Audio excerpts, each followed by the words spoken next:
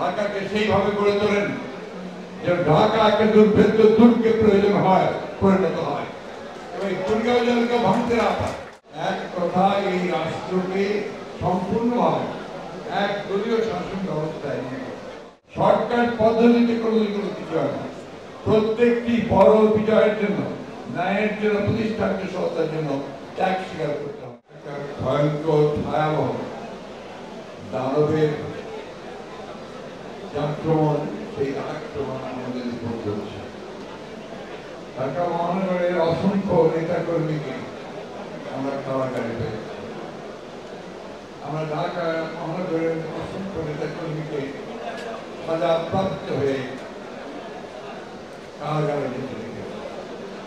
আমরা দেখছি যে আমাদের প্রাণপ্রিয় নেত্রী, আমাদের গণতন্ত্র আপসী নেত্রী, তিনি মিথ্যা মামলায় সাজা দিয়ে প্রতি মুহূর্তে মৃত্যুর দিকে ফেলে দেওয়া হচ্ছে। তারপরেও আমাদের চলমান আন্দোলন গণতন্ত্রের জন্য, চলমান আন্দোলন আমাদের ভোটের অধিকার ফিরিয়ে আনবে, আমাদের রাষ্ট্রকে, বাংলাদেশকে, প্রিয় রাষ্ট্রকে সকল ধরনের আধিপত্যবাদ থেকে মুক্তি করে সত্যিকার স্বাধীন একটা বাংলাদেশকে প্রতিষ্ঠা করতে হবে। 1971 সালে যারা আমরা যুদ্ধ করেছিলাম একটা স্বাধীন গণতান্ত্রিক রাষ্ট্রের সম্পূর্ণ ধ্বংস হয়ে গেছে। আমাদের ভোটের অধিকার ছিনিয়েছে, কথা বলার অধিকার ছিনিয়েছে, সংবিধান তছনছ করেছে। সবচেয়ে ভালো ব্যাপার যেটা আমরা আগে কখনো দেখিনি, যে আমাদের সন্তানদেরকে, ভাইদেরকে গুম করে দিয়েছে।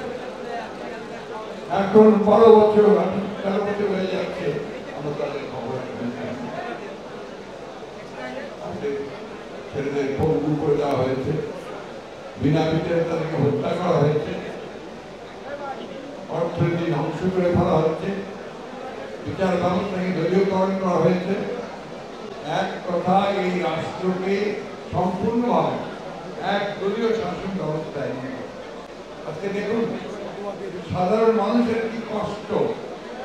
সাধারণ মানুষ আজকে বাজারে যেতে পারে না, কৃষক মেহনতি জনতা তার ন্যায়সম্মতভাবে জীবনযাপন করতে পারছে না। অথচ আমরা যেহেতু সংগ্রাম করি, আন্দোলন করি, এই বিএনপির 60 লক্ষ মানুষের বিরুদ্ধে বাংলাদেশ এই 28 অক্টোবরের যে আন্দোলন, সেই আন্দোলনের পুলিশ হামলা চালিয়ে নষ্ট করে 2 দিনের মধ্যে 37,000 নেতা কর্মীকে গ্রেফতার করেছে। জায়গা ছিল না, কারাগারে তারা একটা অন্যায় অত্যাচার নির্যাতন করে। সুতরাং এই অবস্থার প্রেক্ষিতে আমাদেরকে এই রমজান মাস এসেছে। এই রমজান মাস সবচেয়ে পবিত্র মাস, সংযমের মাস। আল্লাহ তাআলার কাছে নাজাতের জন্য দোয়া চাই। আমরা এই রমজান মাসে আল্লাহ তাআলার কাছে এই দোয়া চাইব সকলে, যে আল্লাহ তাআলা আমাদের যত গুনাহ আছে মাফ করে দেন। আল্লাহ তাআলা আমাদেরকে সত্যিকারের দেশপ্রেমিক হয়ে বাঁচার মতো তৌফিক দেন।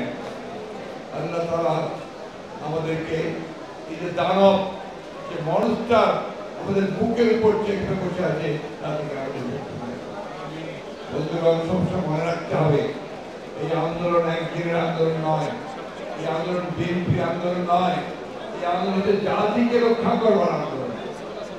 তখনই আমরা জাতিকে রক্ষা করতে পারবো যখন আজকে যারা জাতিকে সবচেয়ে ক্ষতি করছে, এই জনসমর্থনহীন, একেবারে ম্যান্ডেটবিহীন, তারা জোর করে বসে আছে ক্ষমতায়, একটি দখলদারি সরকারকে সরিয়ে দিয়ে জনগণের সরকার প্রতিষ্ঠা করছে।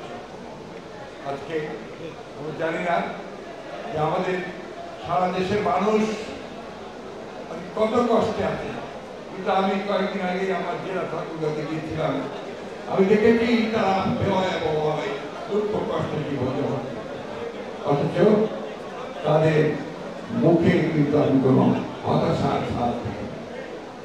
এত অত্যাচার নির্যাতনের পরেও তারা কিন্তু সুন্দর আছে, সঠিক আছে, দৃঢ়চিন্তা আছে।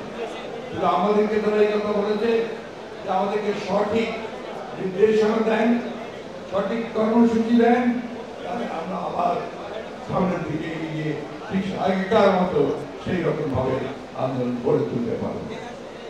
ঢাকা মহানগরের উদ্দেশ্যে আমি দু একটি কথা বলতে চাই। ঢাকা মহানগর কেন্দ্রবিন্দু আমাদের সমস্ত আন্দোলনের মূল লক্ষ্য হচ্ছে যে ঢাকায় এখানে সরকারের সেই ভয়াবহ দানবদেরকে পরাজিত করা। সেই কারণে ঢাকার দায়িত্ব অনেক বেশি। আমি অনুরোধ করব ঢাকার নেতৃবর্গকে ঢাকাকে সেইভাবে গড়ে তোলেন যে ঢাকাকে দুর্ভেদ্য দুর্গে প্রয়োজন হয় পরিণত হয় এবং দুর্গেও যেন কেউ ভাঙতে না পারে সেইভাবে আমাদেরকে এখানে সংগঠিত গড়ে তুলতে হবে। এখন সবচেয়ে বড় নিবেশ করতে হবে সংগঠনের প্রতি, সবচেয়ে মানুষ করতে হবে জনগণের যে সাহস সেটাকে বাড়িয়ে তুলতে এবং শত্রুকে পরাজিত করার জন্য কৌশল গ্রহণ করতে হবে। এই কথাগুলোকে আপনারা মনে রাখবেন। শর্টকাট পদ্ধতিতে কোনো কিছু হয় না। প্রত্যেকটি বড় বিজয়ের জন্য, ন্যায়ের জন্য, প্রতিষ্ঠার সত্তার জন্য ত্যাগ স্বীকার করতে হয়। আমাদের রাসূলুল্লাহ, আমাদের নবী সাল্লাল্লাহু একদিনে ইসলাম ধর্ম প্রচার করতে সক্ষম হননি। দীর্ঘকাল লেগেছে তার এই ইসলাম প্রতিষ্ঠা করবার। একদিনে ইসলাম প্রতিষ্ঠিত হয়নি সব জায়গায়। কিন্তু বন্ধুগণ, আজকে এই ফিরাউন, নমরুদ, হিটলারের মতো কর্তৃত্ববাদী ধ্বংসকারী সরকারগুলো যখন এসেছে তখন তারা চেষ্টা করেছে সারা জীবন তাদের নিয়ন্ত্রণ করা। কিন্তু আমরা দেখেছি আজকে আওয়ামী লীগ চেষ্টা করছে একদম শাসন ব্যবস্থাকে প্রতিষ্ঠা করবার জন্য। অতীতে তাদের নেতা সহ তার ৭৫ সালে চেষ্টা করেছিলেন বাকশাল সৃষ্টি করে জনগণকে আপনার পুরোপুরি ভাবে একটা বন্দী অবস্থায় নিয়ে আসা। আজকে আবার নতুন কাজে সৃষ্টি করতে একদলীয় সরকার আছে বাকশাল প্রতিষ্ঠা করার জন্য। আসুন আজকে আমরা সবাই এই শপথ গ্রহণ করি, আল্লাহর কাছে এই দোয়া চাই যেন আল্লাহ তাআলা আমাদেরকে সেই তৌফিক দেন, সেই শক্তি দেন যেন আমরা সেই শক্তিতে বলিয়ান হয়ে আন্দোলনে, সংগ্রামে, নির্বাচনে সবখানেই যেন আমরা তাদেরকে পরাজিত করতে পারি। এই শক্তি আল্লাহ দেন। এটাই হল তার প্রার্থনা। আপনাদের সকলকে অনেক ধন্যবাদ। আমাকে আমন্ত্রণ জানিয়ে ধন্যবাদ।